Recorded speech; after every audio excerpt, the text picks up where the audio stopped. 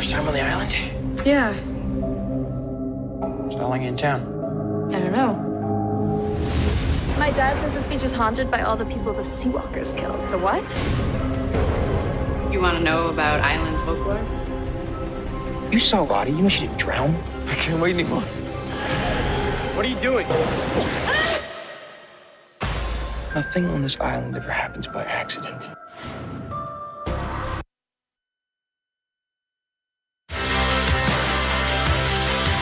Lifetime welcomes you to a live presentation of the National Women's Soccer League.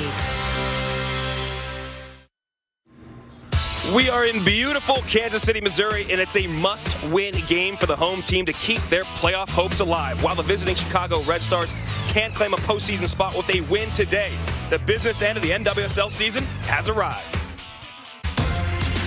With just 2 spots remaining for a playoff berth, FC Kansas City is not giving up the fight. With Sydney Leroux and Shea Groom leading the charge, anything is still possible. Groom scores!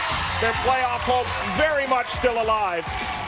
But the attacking partnership of Kristen Press and Sofia Huerta is dangerous and has hit full stride. Ahead for Huerta again. For Press, and she's got it! And with Julie Ertz anchoring the midfield, the Chicago Red Stars are loaded and determined to secure their place in the postseason.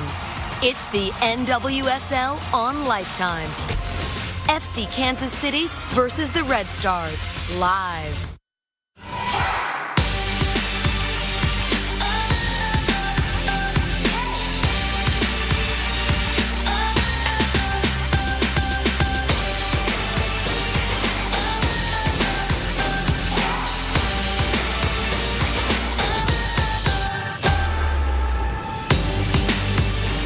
Welcome to Children's Mercy Victory Field at the Swope Soccer Village. KC and Chicago met just 3 weeks ago in the Windy City. KC winning 3-1. That loss was the 3rd straight for the Red Stars, but they've righted the ship, winning their last 2 games, and a win today means they are in the playoffs. KC, it's a different scenario. They are playing for their playoff lives. It is an absolute must-win game today, and they'll be relying on the reigning NWSL Player of the Week, Shea Groom. She's been fantastic all year. She's 2nd in the league, tied for 2nd in the league with 6 assists. Now for Chicago, they're actually a team that's still in flux, but you're bringing in talented players like Yuki Nakasato.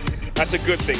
The Japanese international, been a difference maker since her debut in August. Incredibly technical player that opens things up for so many stars on the Chicago roster. Let's take a look at the standings and get you caught up. North Carolina can claim a home field advantage in the playoffs with a win today. Portland can as well, with a couple other favorable results. Orlando and Seattle. Orlando in 3rd, Seattle in 5th. Played already this week on Thursday to a 1-1 draw, and you see Chicago a win. They'd be in the 3rd and be guaranteed a playoff spot. Now their team, though, is in an interesting spot here. Just a couple weeks ago, they lost 3 straight games at home. And as I mentioned, they won 2 more, but down the stretch, they have all 3 games on the road. It's not going to be easy, and they're bringing in different pieces. I mentioned Nagasato already, and you have Morgan Bryant, U.S. international, just acquired in a trade on August 30th, made her debut last week and was a 2-1 come-from-behind win over North Carolina Courage, the top team in the league. And now welcome in, as always, Allie Wagner, 2-time gold medalist, Olympic gold medalist. And Allie, this Chicago team, we sat here a couple weeks ago, and I asked you, should we hit the panic button? And you told me, just chill out, young man. So we all calmed down, and they've righted the ship here. But you added Nagasato and Bryan. Right. How do they fit into this team? Well, first of all, what pickups those two are this late in the season. But I think the first thing to key in on is that they're both World Cup and Olympic veterans, so they bring in that experience. That was one thing that Rory really needed to bring in. Big moment, big game type of experience that players can calm the ship. When they've gotten to the playoffs in 2015, 2016, they didn't have that. So if this team can get to the playoffs, they now have those pieces. Ertz has been here for a couple years, and she has won a World Cup. Now she's got support around her, Julie Ertz, that is. But she's played all over the field. Center back, center defensive mid, up in the attacking midfield. Where does she fit best for this Red Star squad? Look, I think she can impact the game from any of those roles, but I like her best in the attacking mid spot. Yes, I know she's a very good center back. I know she's a very good 6, and at times she's going to be in those positions. But when she is hunting the ball in that space, just that challenge there, springs press, press finds Nagasato. That's all because of Ertz and her tackle right there and the timing on it on Mewis, not even Fowler. And then her ability in the box. We always think about her as being someone who's dangerous on set pieces. Well, in the flow of play, when she's this high on the pitch, she can get in the box and finish off service. And then in this moment, she played that initial ball, but she didn't give up on it when it wasn't right. She charged out of midfield. And so many times, those late runs out of midfield are difficult to track. And I just think she has the mentality and the awareness in that role to break things open for Chicago. And Ertz will be starting, so will Nagasato and Bryan. So we're going to see how it all comes together here just shortly. We'll get you that lineup. But now let's turn our attention to KC. I mean, this is a team that, as I said already, they have to win this game. Right. So what has to happen for them today to get out of here with 3 points? Well, I think they've got to use the blueprint of the last match against Chicago. This is a team that sat back against Chicago, and they reaped the rewards of it. When they sat back, guess who was in goal? I never talk about goalkeepers. Give it Barney some love. Nicole Barnhart was someone, this was just last week against Sam Kerr. By the way, she held Kerr scoreless, and she's the league leader in terms of shutouts throughout her career. But it wasn't just her shot stopping, and this is going to be key today. It's playing that direct service over the top, getting those flicks and runners in behind. This is a blueprint that this Kansas City has figured out over the last 4 or 5 weeks. And yes, Nicole Barnhart is not always going to be the one who's flighting these balls in, but the run off that second service, that second ball, is key for Kansas City today if they want to stretch Chicago and get in behind. Interesting tactical battle coming here to see how these two coaches manage this game. After this, though, coming up, we will have Sofia Huerta's story. It's been very interesting for her. She's played for the Mexican national team, but she's always dreamed about wearing the red, white, and blue of America. Well, it's been some physical hurdles, but also some bureaucratic hurdles. Hear her story after the break.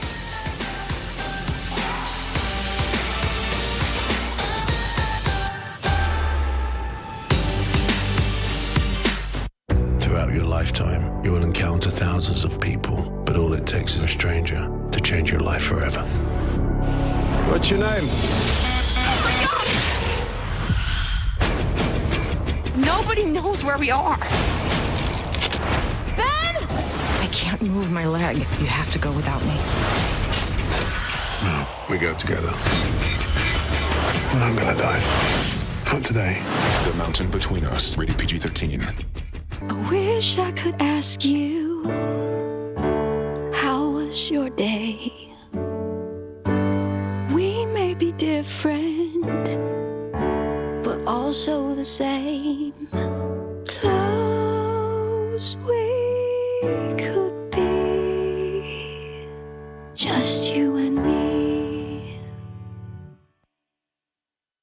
And together feel the love.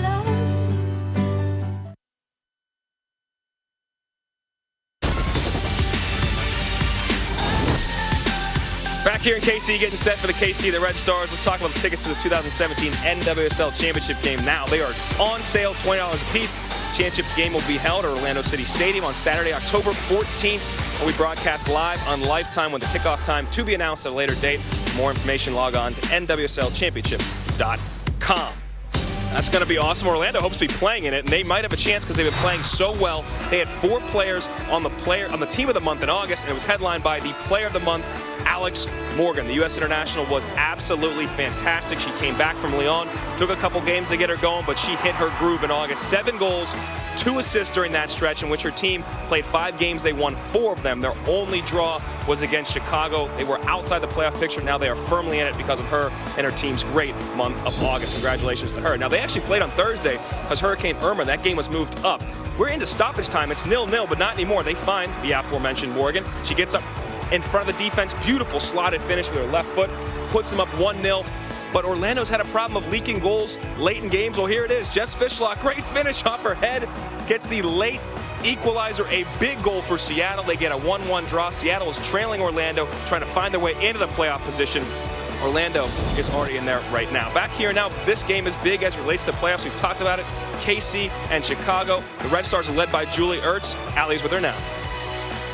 Julie, for a while there, it looked like you guys were going to roll right into a playoff spot. And then you guys hit that skid where you lost 3 games in a row at home. Everyone was panicking on the outside. But what was going on internally with the group? It was very unfortunate, obviously, especially those games, because we actually thought we played the best soccer of the year that we had so far. However, we weren't putting our chances away. So, you know, we've learned a lot from it, and I think those are the type of challenges that you want to have under your belt going into kind of a playoff run and hopefully, you know, to get there.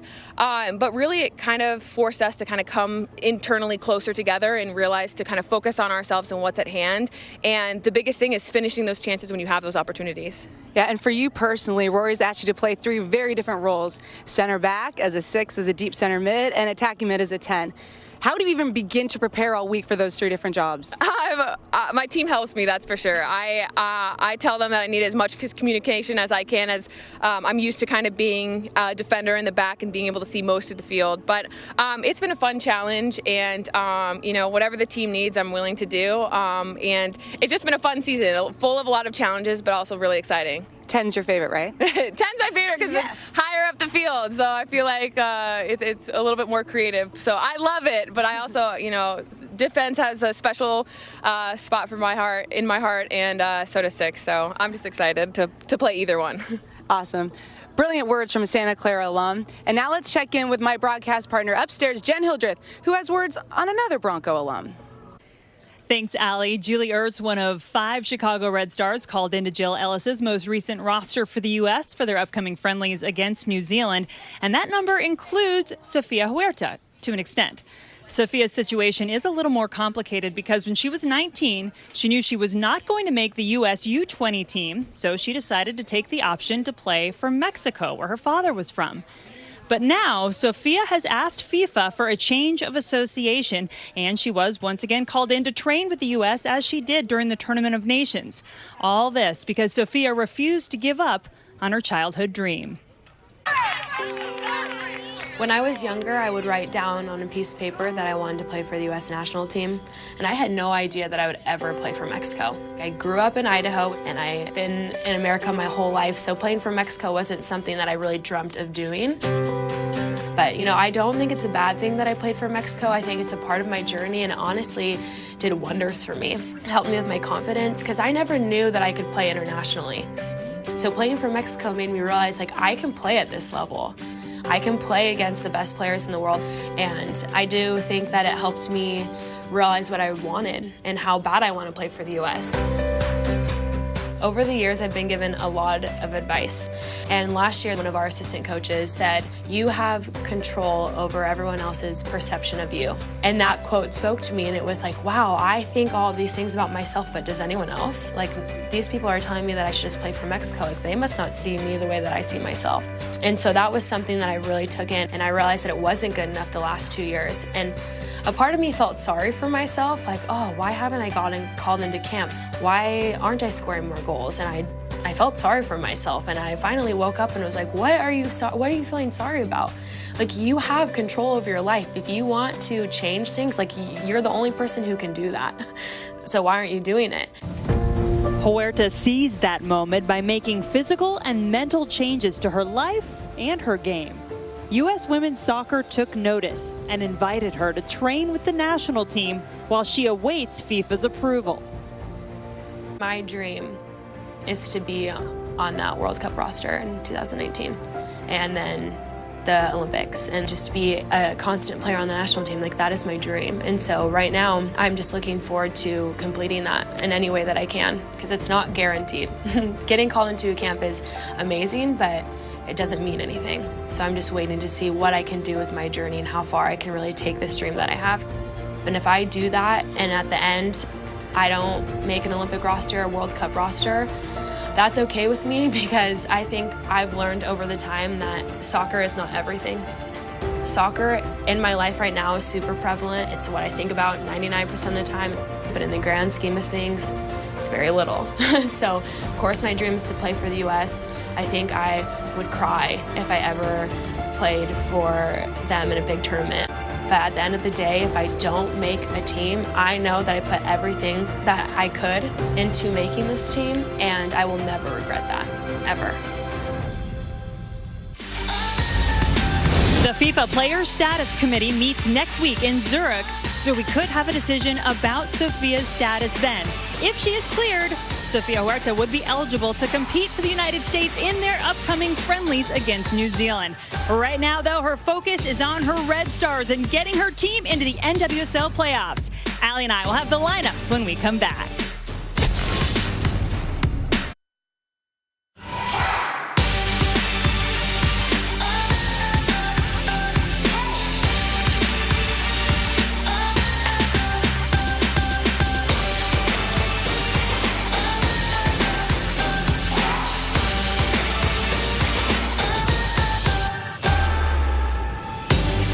Welcome to Children's Mercy Victory Field in Kansas City, Missouri for our NWSL Game of the Week on Lifetime. Jen Hildreth, Allie Wagner, Dallin Cuff here with you, and FC Kansas City needing to win to stay in the playoff hunt. Here is how they will line up. No Brittany Taylor for the first time in 2 seasons, as she's out with an excused absence at right back. Yeah, but Sydney Miramontes comes in. This will just be her 3rd game in her career. She actually got her first start against the Chicago team when they met up last time, but all eyes on Shea Groom, Sydney LaRue. Shea Groom has been fantastic. 2 goals, 4 assists in the last 3 games alone, and she has been a spark, and it's going to be fun to watch her line up against Casey Short, who's in that left back position for Chicago. But look at Morgan Bryan, Yuki Nagasato. It's first time those two will start together for Chicago, and with Yuki on the field, it's going to allow her to come back between the lines and Kristen Press to stay high and be a threat in behind. Going to be fun to see how those 2 late additions to the Chicago team really can impact a game from the starting whistle. It is 86 degrees here in Kansas City. Yes, another warm one, so we will have hydration breaks in our match this afternoon. Our referee, Michael Radchuk, in the center. And we told you what's on the line for FC Kansas City. They have to win their final 3 matches to stay in contention. Kristen Press and the Chicago Red Stars, if they win today, they book their spot in the NWSL playoffs. And interestingly enough, Allie, it's exactly what they did last season. They came to Kansas City, and that is where they clinched the playoffs in 2016. Well, that is interesting, and hopefully for Kansas' sake that history doesn't repeat itself, but you never know. What I like about this is that both teams have something on the line, so you know no one's going to hold any stops. You mentioned Sydney Miramontes, former Nebraska Cornhusker, making her 3rd appearance of the season. And she did very well in that game against Chicago, holding Press at bay. Yeah, good point that this is her 2nd appearance against Chicago, as she did play in that win for Kansas City in Chicago. Vlatko Andonovski, pretty laid-back guy on the sideline, told us he didn't even realize it was win or stay home as far as the playoffs are concerned. Those coaches can have a one-track mind sometimes, just one game at a time. What, you believed him? Well, maybe not. Yeah, he's just throwing us a little candy. FC Kansas City has won 4 of their last 5 matches. What a resurgence they've had after a 9-game streak without a win. They're wearing the blue tops, black shorts, working from left to right across your screen. The Chicago Red Stars, those red shorts and the blue and white striped tops. And I'm just so curious to see how both these teams approach this match initially, because a little gamesmanship was going on the last time they met. A little bit of a different style in that one. Actually, not just a little bit, a very different style for FC Kansas City, wasn't it? Yeah, Rory Dame said it was the most direct he'd seen out of this any Vlatko Andonovski team, to be clear, even his club teams for that matter. And they were playing direct, and it caught Chicago a bit. That was part of that 3-game stretch that saw the Red Stars, who had been so good on their home field at Toyota Park, lose 3 in a row at home, but they've since rebounded, put together a couple of wins. And everything's still in front of this Chicago team in terms of the postseason. Well, it's been fascinating to listen to these coaches and how they're approaching the tactics, and Chicago had to change things up.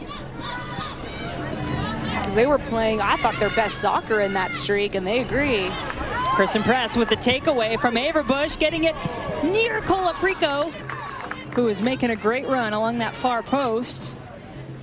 Rory Dames, as you mentioned a few moments ago, head coach for Chicago, shaking his head at that one. Well, it's these chances that they've got to put away. That final ball just too far ahead of Colaprico, but a good look early on for just stealing the ball in their defensive end against Kansas City for Chicago. But I mean, back to the tactics, Chicago had to solidify things in terms of saying, look, we can't always play the pretty game right now. They were trying to play possession and build out, and it wasn't working. They weren't being as potent and threatening in behind, and they weren't capitalizing on their opportunities, so that's a big piece of it. But they have to be able to play both styles, and that's the evolution of this women's game that I'm liking to see out of these teams. This is Sam Johnson passing it back to U.S. national team goalkeeper Alyssa Nair. Nair, one of 5 Chicago Red Stars to get called into Jill Ellis's roster for the upcoming friendlies against New Zealand. Casey Short, the outside back. Julie Ertz, who could be in several different positions on the field this afternoon. Morgan Bryan back in there after she'd been out with injury. And Sofia Huerta, who we talked about in the pregame, is brought in to train as she awaits approval from FIFA on her association change from Mexico.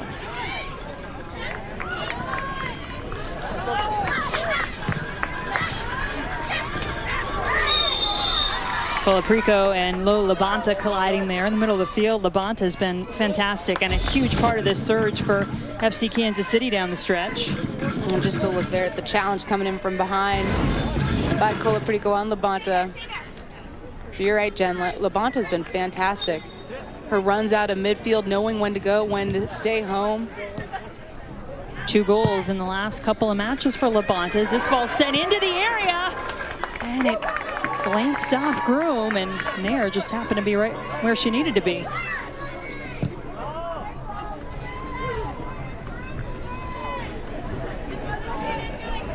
Aaron Gilliland, the right back for Chicago, streaking up that far sideline. There is Huerta. Becca Moros has been in this NWSL since its inception. A couple of different teams, now back with Kansas City. You get the sense in these first few minutes, the intensity level high as you would expect in a match this close to the end of the regular season with so much on the line. Well, absolutely, in these early minutes too, a lot of energy. You just see the high kick there. That's the reason for the whistle. But the ball's getting stuck in one side. Someone from KC and Chicago in that last build-up needs to change it. A lot of numbers condensing in the flanks right now. Some good composure there from the rookie, Christina Gibbons, to get it to the veteran, Becky Sauerbrunn. Mira Montez has a great right-footed service. Vlatko Andonovski told us this week. And I mean, it's early on, but that's twice she's had the ball on this right side, and twice she's served it in from just a little above that halfway mark. Desiree Scott getting around Ertz, and then tripped, but no whistle.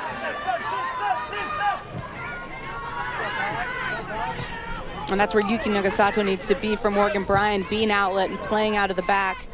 You can see Chicago's keeping it very tight with their numbers centrally, defensively, and when they win the ball, do they opt to go for that expansive shape, or are they going to just try to build out and then get into that expansive shape in the final third? It's something to keep an eye on. That is one of the things that we talked about both with Julie Ertz and Rory Dames when they said that the last couple of matches, even though they were wins, they had to win them ugly, and they weren't getting into that expansive shape as much as they would have liked. So how much do they roll the dice on that here? Well, it was about shoring things up defensively for them first, because they kept getting caught with silly turnovers and punished by them, and they couldn't play their style after that. Yeah, those 3 losses at home for Chicago saw goals come in quick succession, and all 3 of those against Portland, 2 goals early within 6 minutes of each other. Seattle scored 2 goals in stoppage time to get their win, and then Kansas City had 2 goals within 6 minutes to get their win as well. Gilliland making an overlapping run along the far side. Sends it toward Nagasato. Mira Montez was there defensively. Kansas City not out of danger yet. And that attack from Chicago deserved a finish. It was brilliant from one side of the park to the other. The way they solved pressure, sprung down that right flank. Service in the box with numbers, all great stuff from Chicago early on.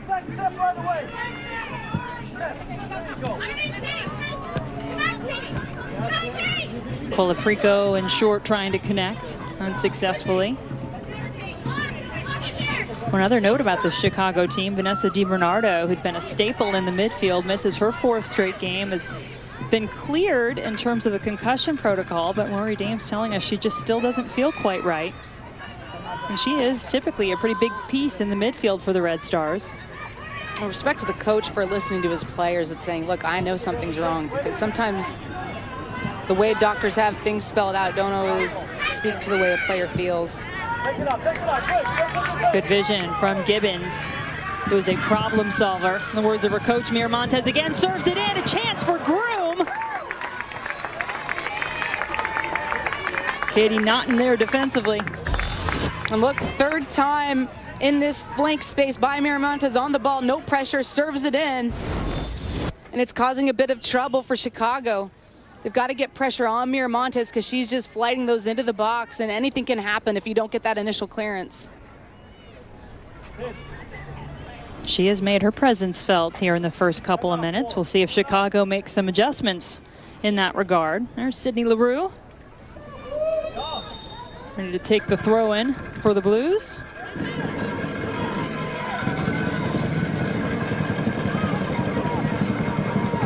LaRue is such an important piece up top for Kansas City as this one centered toward Labonta, tried to flick it toward LaRue. Gilliland trying to shield Sydney LaRue and does her job.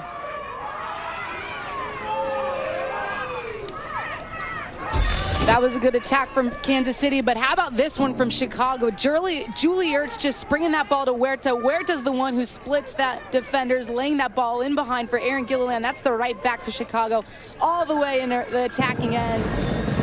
And then just no connection on that final product, but it all was a good-looking build-up from Chicago. And that's one of the things that a Morgan Bryan, Yuki Nagasato can bring to you, that ability to help solve pressure so you can change it and get into those flank spaces.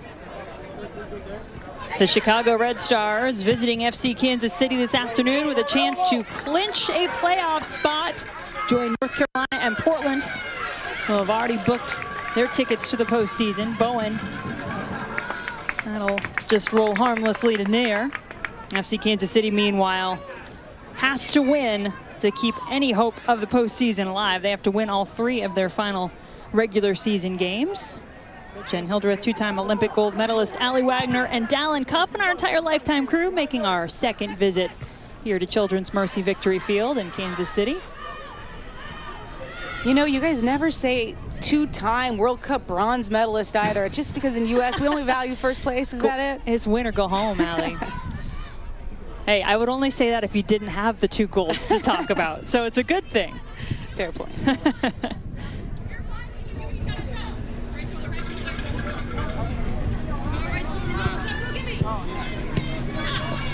Huerta trying to hang on to the ball after a tough challenge from Moros.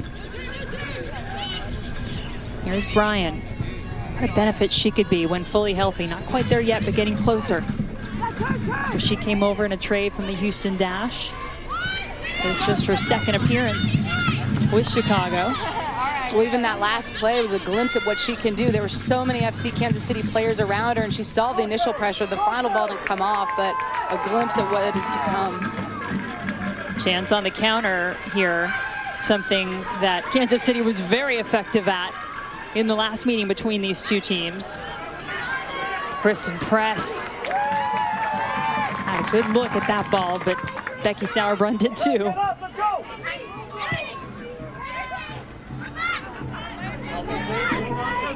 Scott will pull it back to Miramontes.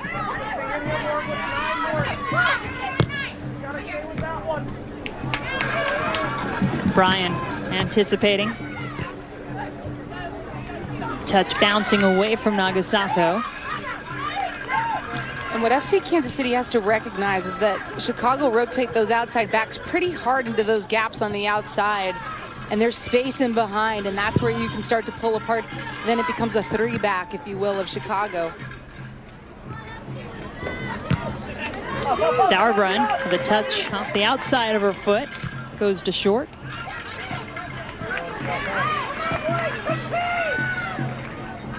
Policrico closing in a little faster, but still not enough to keep Miramontes from that service. These 2 teams split their first 2 meetings of the season. Both of those taking place in Toyota Park. Chicago winning the first, FC Kansas City winning the second.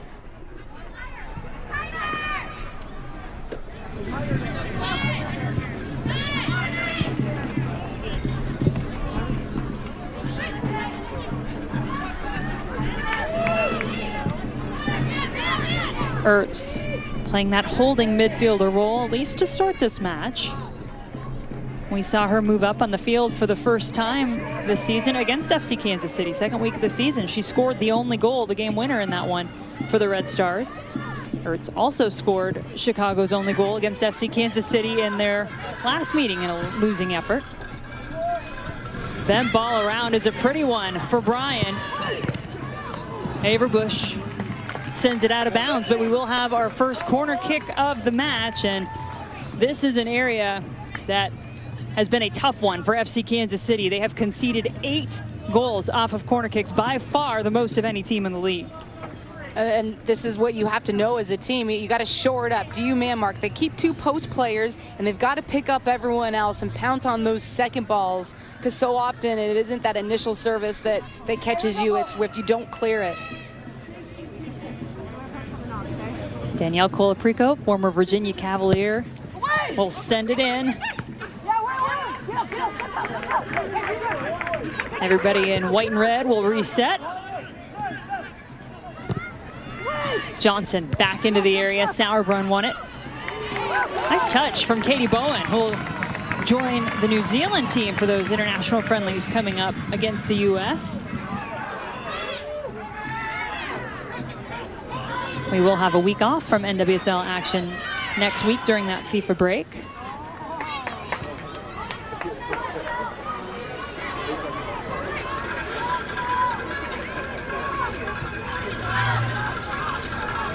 What do you think FC Kansas City needs to do here, Allie, to get a little bit of control in this match? Haven't really had much of an attack that they've been able to put together. You know, I'm just watching early on what they're deciding to do. This is all positive except for that last ball, obviously, by Miramontes. They were stuck on that left side. Moros was calm, didn't force it. They went around the back and switched it, but it happens very slowly, and that's where Chicago will just keep their numbers behind and get in good defensive positioning, so it has to happen quicker. Touch from Labonta will hold up for Groom. Shea Groom, who's been hot the last few for Kansas City, put the ball in a beautiful space, not enforced to clear it. And that's a change of tempo right there from Kansas City. Just this flick on by Scott, this one-touch ball by Labonta, and then Groom running in behind. How many times have we seen that this season? Groom running in behind off a flick service. It's proved lethal time and time again. She gets her timing right so often, Groom that is. And that's one way to get in behind Chicago, but that's not going to be a way that they're going to dictate possession. I don't know if they want to today. Shea Groom did just that in the last meeting against Chicago. And she's been excellent the last couple of matches, especially 4 assists the last 3 matches. Also had 2 goals in the last game. A win over Sky Blue FC, was named the NWSL Player of the Week. And in that last possession there, when FC Kansas City had it, 3 players from FC Kansas City were sitting on the back line of Chicago, and Bowen, Groom, and LaRue. It's something to keep an eye on, too, because if they are trying to soften them up early and play direct, they're getting numbers up there. Sydney LaRue took it away, passes back to Bowen.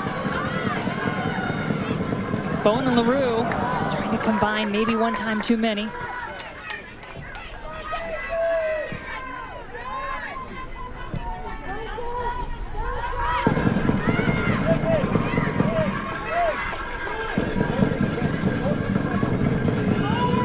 Gibbons gets it to Labonta. Groom will take the shot. There was a foul. So FC Kansas City is going to get the free kick instead. Talked about how well Shea Groom has been playing. Her mom getting a chance to take in the action. Lisa Groom. Her dad is here as well, though we were told he tends to walk around a little bit more. Doesn't stay in the same spot watching his daughter play. Every parent handles it their own way, don't they? That's for certain. Too many stories.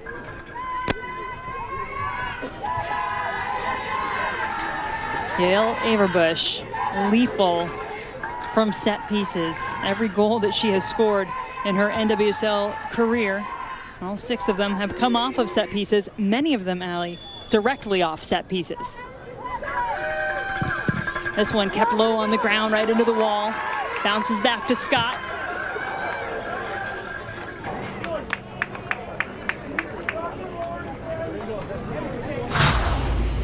And here's just a look back at Miramontes. She's getting in that flank space. There's no pressure from Chicago, and she just keeps flighting this ball in. Why not? You're getting 1-2 players in there, and if Chicago doesn't do a nice job of clearing it initially, as they haven't, anything can happen, and that's what FC Kansas City is looking to capitalize on early in this match at least.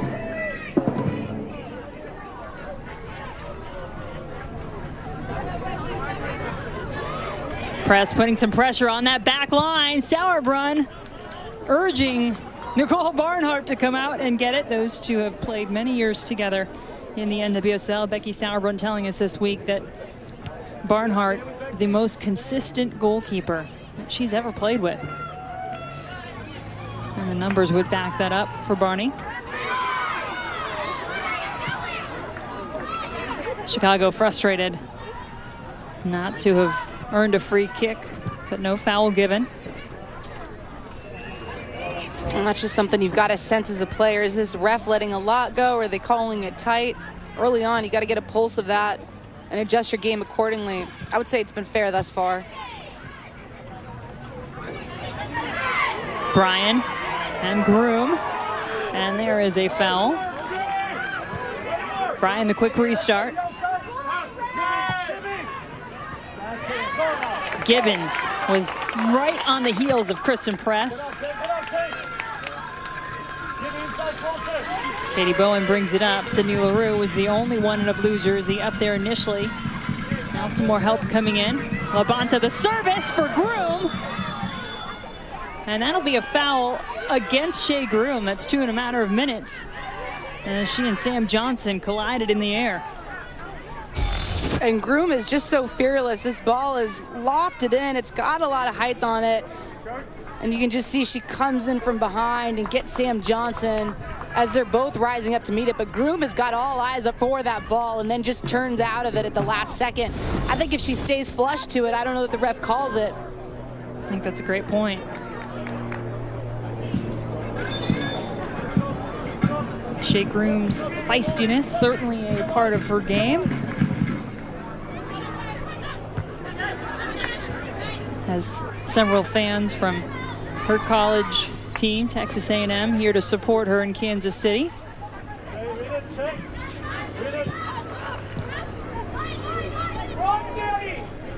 Press. And Press is coming back more than I thought she would early on in this match to get the ball in those seams. Now Short, trying to get around Groom, who's seemingly everywhere, and commits another foul. No, this one is going to go against Casey Short. And I'm telling you, that's a matchup that you're going to want to watch all day long. Both players fast, physical, like to go at it. In their last matchup, Groom spun Short, which created their first goal initially when Groom got in the seam. You can be sure Short remembers that.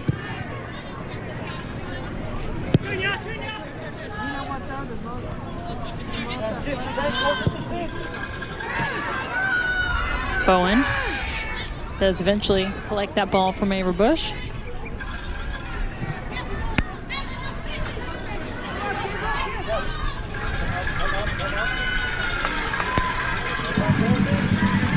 Bowen. And look, that last play is, yes, it's well solved by FC Kansas City, but it's too easily solved. The pressure from Chicago is not there. You've got the initial pressure, but the cover's not in the right spot. And that was what allowed FC Kansas City to get in down that flank.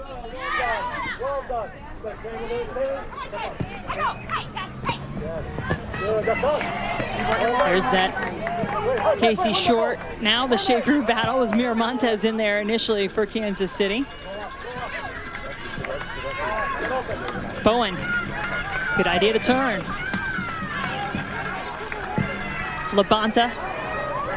It looked like Sydney LaRue went down there. No chance to get on that. Well, action in the NWSL got underway on Thursday night. If you tuned into that one, I hope you got the stoppage time goals for both teams that resulted in a draw. Orlando unable to clinch the playoff bid they would have had they been able to hold on for the win. Saw that North Carolina-Houston match coming up tonight. Courage have a chance to clinch home field advantage in the playoffs. They can get a win.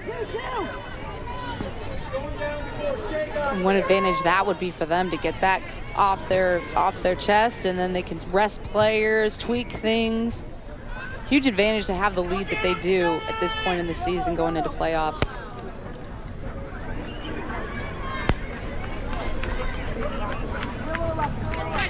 It was a good spot for Chicago in their service. You get those early runners across the line of sight from Nicole Barnhart to that ball. Just a little redirection on frame. A lot of movement. There's the service bending toward the goal from Colaprico. Barnhart down to get it. And Dallin Cuff down on the sideline. Dallin, what do you have? Hey, Jen, somewhat of a random update. Normally you see the referees, all 4 officials, are wearing headsets and able to communicate during the game. Well, before the game, the referees' headsets did not work properly. Therefore, there is no communication in-game. This could impact the game as tight calls are taking place, and we'll see if anybody has any communication issues with the main official in the middle. I don't think that was random at all, Dallin. I appreciate that. That's actually quite interesting. That was your first interesting hit ever. Thanks, guys. Appreciate that. I mean, probably first and last, so we're good to go. Meanwhile, another foul. This one could shape up to be a pretty physical encounter, at least the way things have gotten started. And just the placement of this free kick, it's so central. I'm just watching how FC Kansas City is going to line it up, whether they choose to play it wide and get a service in from those wide areas with a better angle. We'll see.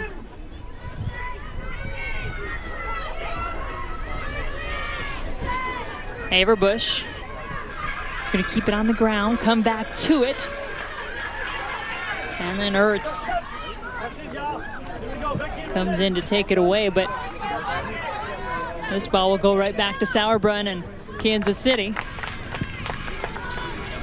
And just finishing up those games coming up. A couple tomorrow. You had Boston, Portland, and then also Sky Blue FC and Washington. Sky Blue still in the playoff hunt as well. They need to get a victory.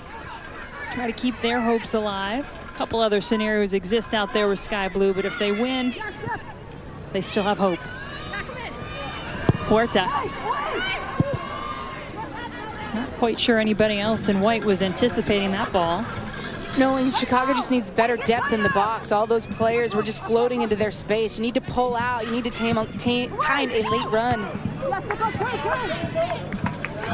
That's where I think Julie Ertz is so good and why I like her in that attacking mid spot. Shake room. Got Ertz to go to the ground. Now Julie will try to recover and does.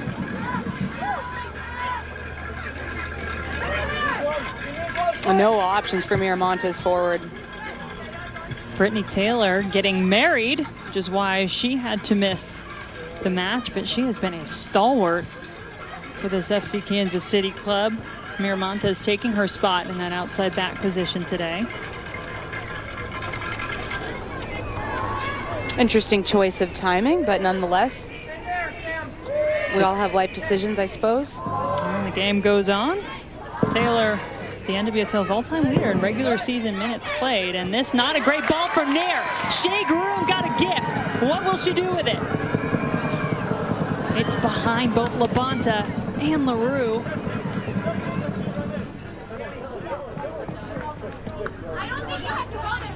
Gilliland did a nice job with that ball that she received. She played it first time to Colaprico, but then Colaprico had no option. That's where you've got to get Yuki Nagasato into some gaps, into some spaces. There has to be a default. Like, I want you pulling wide when I've got pressure on me so I can just lay into that gap and you can pick it up and be an outlet. This really is still a work in progress, this Chicago team, as they figure out how to best utilize the talents of a Morgan Bryan and a Yuki Nagasato. Absolutely, and I don't know that it'll be solved overnight, but good problems to have, right? Yeah. Well, especially considering they've had those issues with DiBernardo being out due to the concussion. And where do you put Julie Ertz, too? I think that is an interesting question for Rory Dames. As you said, she is so lethal when she can get up there closer to goal. 4 goals, 3 assists on the season for Ertz. As I mentioned, 2 of those goals coming against this Kansas City team. And it makes Chicago more unpredictable for all the people facing off against them. You don't know how necessarily to line up and prepare. You have to prepare your team for 3 different options, really, with her. Bit of a hopeful ball there from Miramontes. Huerta trying to pick out press.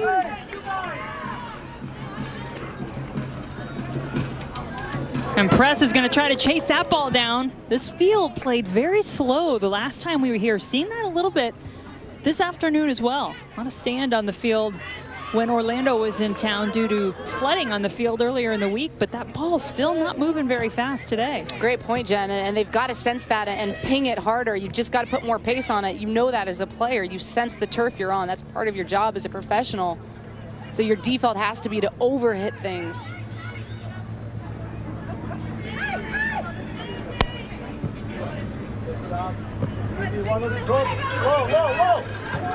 Miramontes working through the Canadian international. Scott, call her the enforcer. And she plays a pivotal role in this midfield for Kansas City. Here's Gibbons, a rookie out of Duke. A little bit of uncertainty there as to what to do with it. That wasn't it.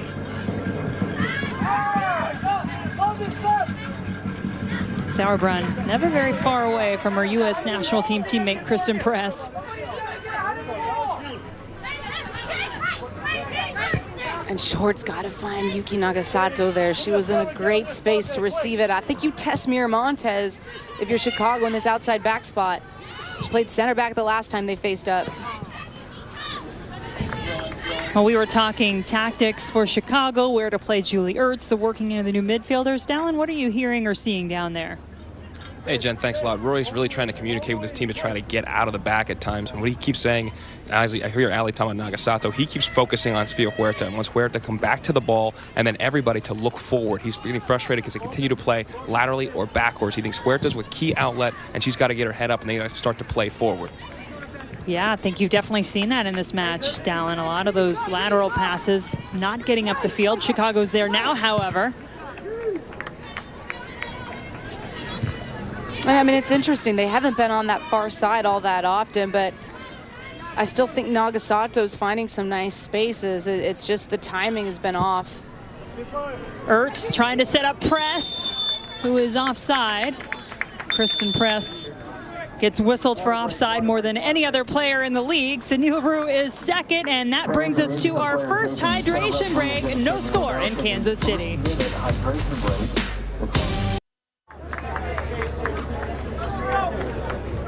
Both teams talking over some potential tactical adjustments during that hydration break. You see Yuki Nagasato in her 5th appearance, 3rd start for the Chicago Red Stars, has a goal and 2 assists. She did that in 230 minutes played. That is pretty effective. Had both a goal and an assist off the bench in Chicago's win against first place North Carolina last week.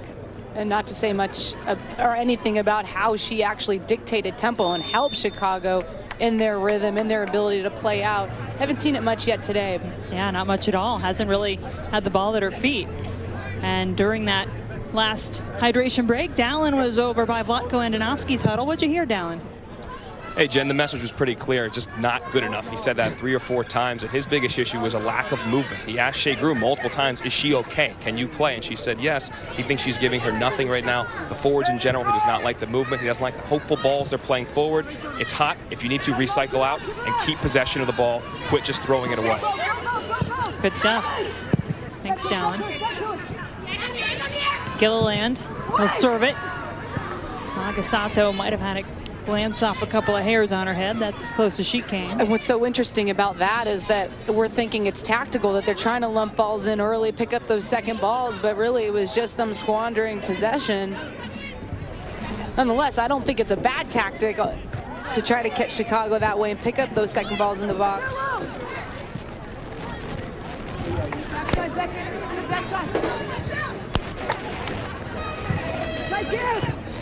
Brian steps in to win it.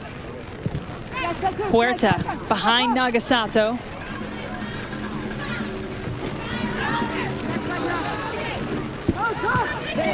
Casey Short coming in to help. Her service gets by a couple of players. Such a good ball by Ertz to lead Short between that gap into that seam.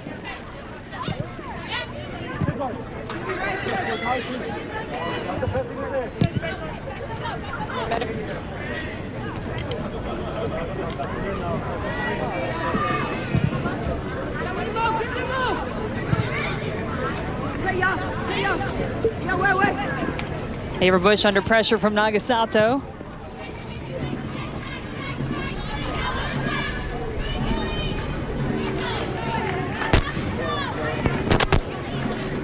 You've seen some good 1v1 defending from both these back lines. Yeah, it was the latest example there.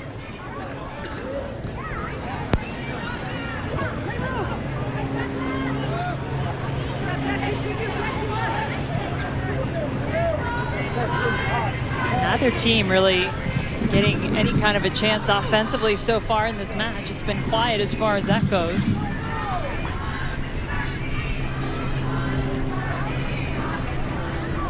And it's funny because both teams aren't really pressing the way that you might anticipate, and so many times you can force turnovers in your attacking third, the opponent's defensive third, and you're just not seeing that. They're both bypassing the press. On cue, Kristen Press comes back to get it. Ran into Averbush for a moment, and now the offside flag will go up against Nagasato. Credit to Press for hunting that ball down, but then you've got to have the composure to just slow down, take the brakes off, and find a teammate. And there's a glimpse at that offside by Nagasato. She wasn't facing the back line, so she didn't know that they'd stepped her there.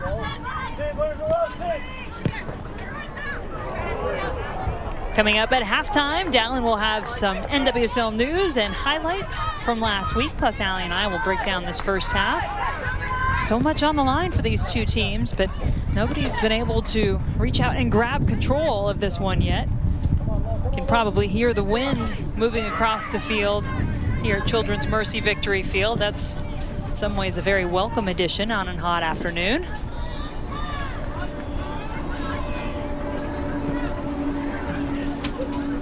Huerta had her ball blocked.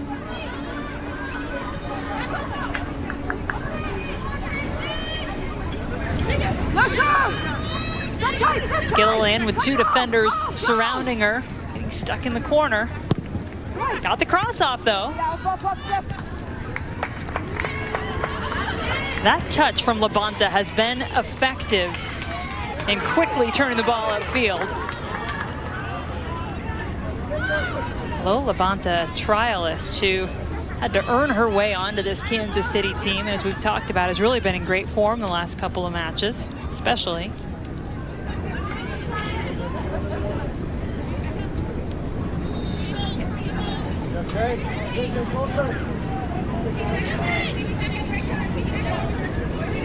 Nicole Barnhart not quite sure what she wants to do with it here.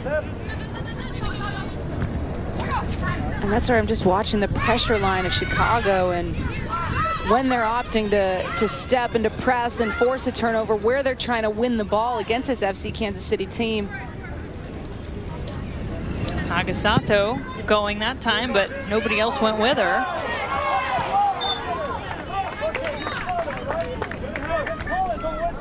And they're just holding a line of pressure around that 75.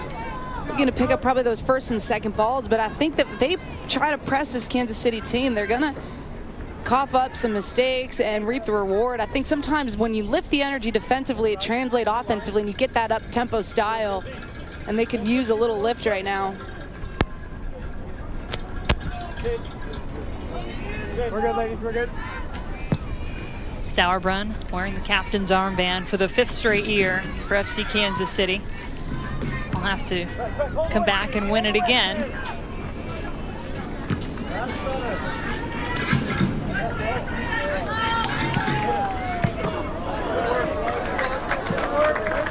FC Kansas City, remember, has to win all 3 of their remaining matches, including this one, to stay in playoff contention. They've got matches at Seattle and then home again against Houston.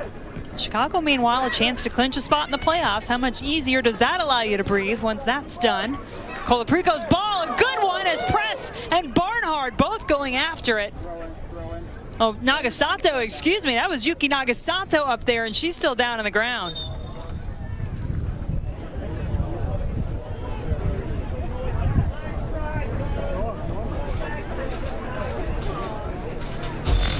And Chicago's been getting into the final third. It's been the quality of service or lack thereof. In this situation, Barnhart reads it, comes out for it, punches it away. takes Nagasato out along the path there. That's what you're taught as a goalkeeper so many times. Just go through the player to win the ball.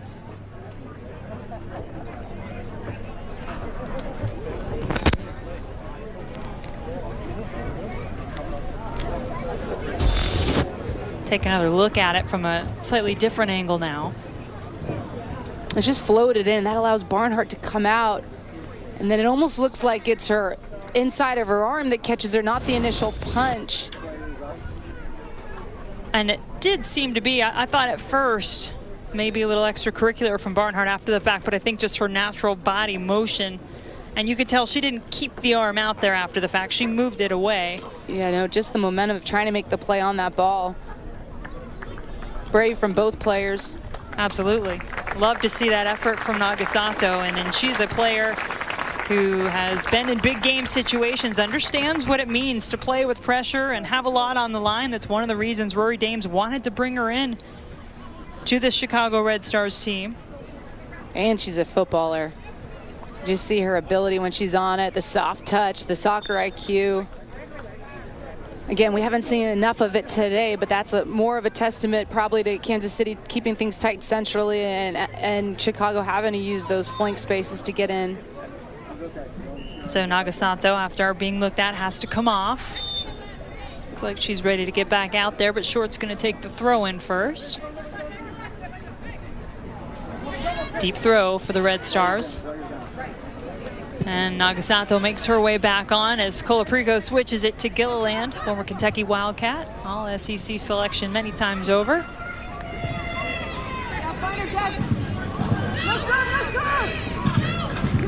Huerta. Maybe that play from Nagasato sparking some sense of urgency with the Chicago team. Colaprico outside of her leg.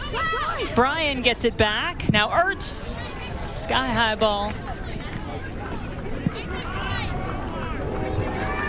And well defended by FC Kansas City. Even initially when Huerta is sized up 1v1 against Moros, usually Huerta wins those battles, but Moros just kept her feet moving, made Huerta turn around and go back out.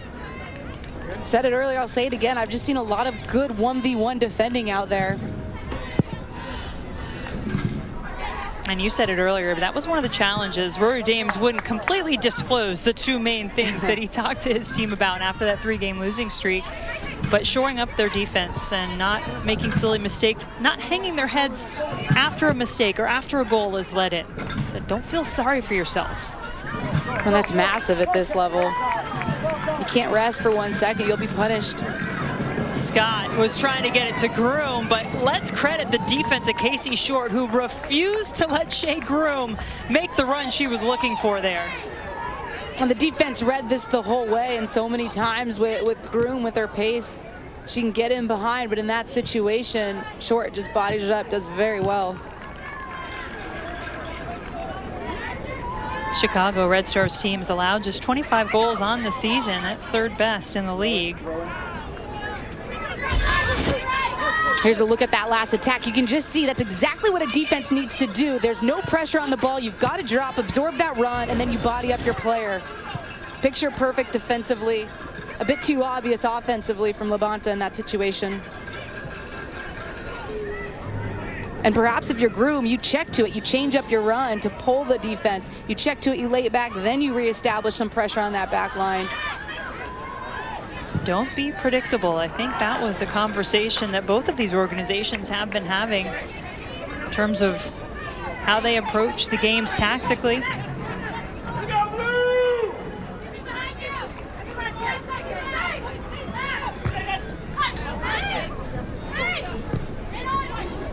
Huerta waiting for it.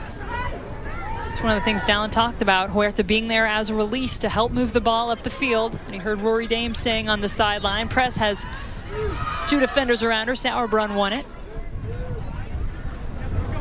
4 minutes of stoppage time added on to this first half. 4 minutes.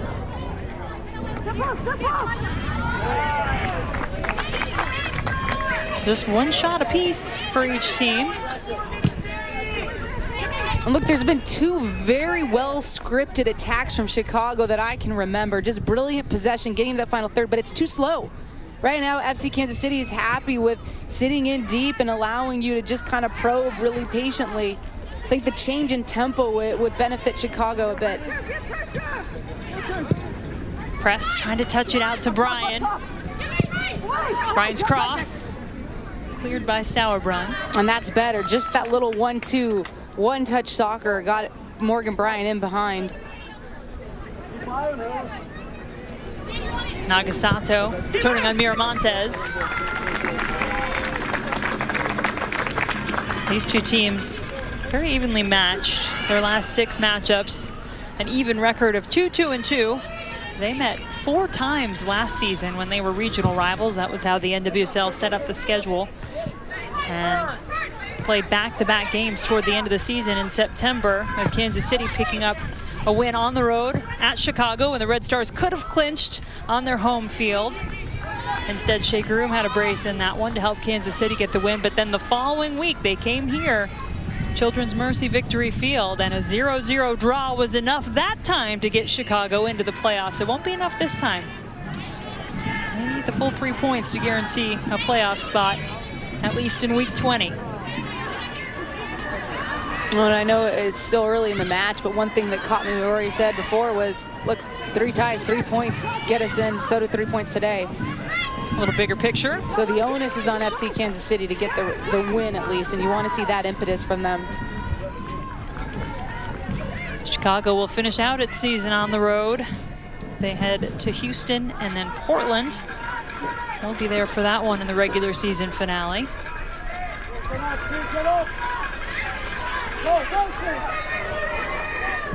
LaRue looking for the big switch to Miramontes.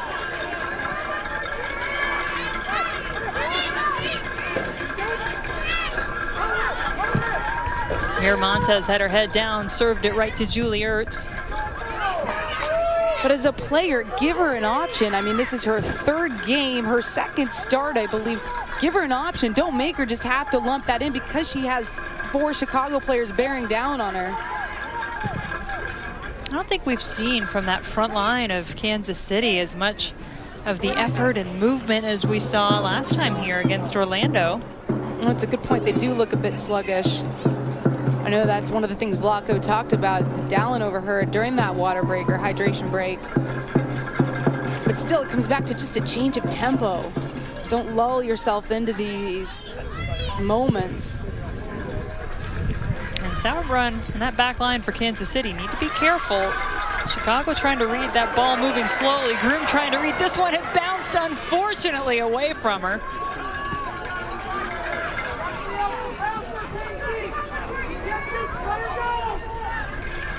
Huerta deep to try and help defend. Instead, Morals will serve it in.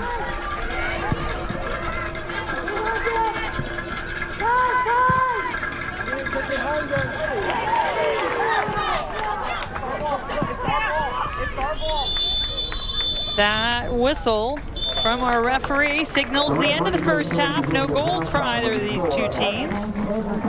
Pretty evenly played affair. And really, you didn't see the onus to own the match, to take it on much, and I think that's going to change in the second. Yeah, we had that playoff feel early. Not so much of the rest of the half, and Vlatko Andonovski right now is with Dallin. Thanks, Jen. Vlatko, I heard you during the hydration break talking about not enough movement. You didn't think it was good enough. What else needs to change in the second half for your club?